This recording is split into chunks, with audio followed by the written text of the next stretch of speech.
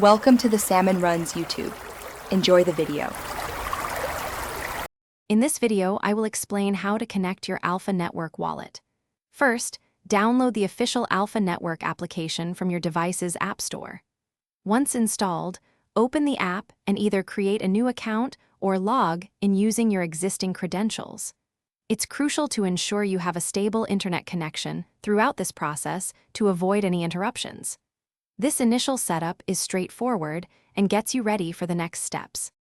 Next, you'll need to either create a brand new wallet or import an existing one if you already have one. If creating a new wallet, pay close attention to your recovery phrase. This phrase is vital for accessing your funds, so write it down and store it in a very secure, private place. Remember, never share this recovery phrase with anyone, as it grants full access to your wallet. Now, let's link your wallet to the Alpha Network. Inside the Alpha Network application, find the dedicated wallet section. Here, you'll see an option to link or connect your wallet. Select this and follow the clear on-screen prompts to authorize the connection. This step securely integrates your wallet, allowing you to manage your Alpha assets directly within the network environment. Finally, verify that your wallet is successfully connected.